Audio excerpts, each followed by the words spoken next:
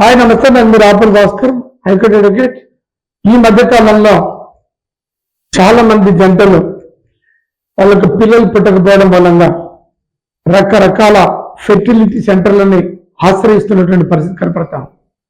వాళ్ళ యొక్క బాధని ఆసరా చేసుకొని, వాళ్ళ యొక్క ఇబ్బందుల్ని ఆసరా చేసుకొని కొన్ని ఫెర్టిలిటీ సెంటర్లు మోసపూరితమైనటువంటి పద్ధతులలో వాళ్ళకు పిల్లల్ని కనిస్తామని, పిల్లల యొక్క పుట్టడానికి, సంతానం కలగడానికి కావాల్సిన సహాయం చేస్తామనేటటువంటి పేరుతోటి మోసం చేస్తా ఉంటారు. హైదరాబాద్ లో కూడా పెద్ద రాకెట్ బయటకు వచ్చింది. చాలా మంది డాక్టర్లు జైలు పోయింది. ఈ మధ్య కాలంలో ఇట్లాంటి ఇష్యూ మీద ఢిల్లీలో ఒక వ్యక్తి సంతానం కలగటం లేదని ఒక జంట ఒక హాస్పిటల్కు సంప్రదించారు. హాస్పిటల్లో ఉండేటటువంటి hospital management, fertility hospital management ఏం చేసింది, వాళ్ళకి ఏదో పిల్లల్ని కలిగించేటటువంటి ఏర్పాటు చేస్తామని వాళ్ళకి చెప్పి వాళ్ళకి ఏదో డబ్బులు తీసుకొని మోసపూరితంగా ఒక వేరే యొక్క వ్యక్తి వీర్యం సెమన్ ఎక్కించేసి మరి పిల్లలు కనగడానికి కారణమైంది. దానికి సంబంధించి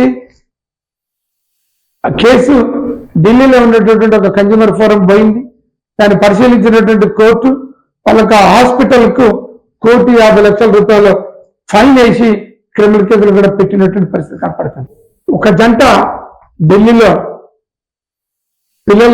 పిల్లల కోసం లేదు ఫెర్టిలిటీ సెంటర్కు పోవటం అనేది జరిగింది. ఆ హాస్పిటల్ కృత్రిమ పద్ధతులలో సంతానం కోసం వెళ్ళేటువంటి దంపతుల విషయంలో వైద్యపరమైనటువంటి నిర్లక్ష్యానికి, అనైతిక పద్ధతులకు పాల్పడినందుకు గాను ఢిల్లీకి చెందినటువంటి పాటియార్ హాస్పిటల్ పెనాల్టీ పడ్డది.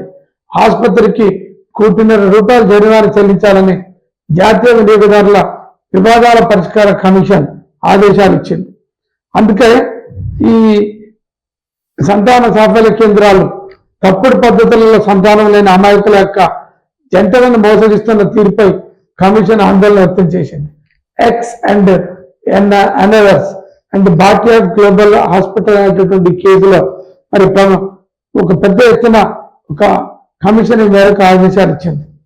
లోపభూయిష్టమైనటువంటి పద్ధతులను అనుసరించడం వల్ల కలిగే భావోద్వేగమైనటువంటి ఆర్థిక పరిణామాలు సంతానాన్ని దంపతులపై దీర్ఘకాలం ప్రభావం చూపుతాయని వారికి సరైనటువంటి చికిత్స అందించి న్యాయం చేయాలని చెప్పేసి కోర్టు ఆదేశాలను ఇవ్వడం జరిగింది.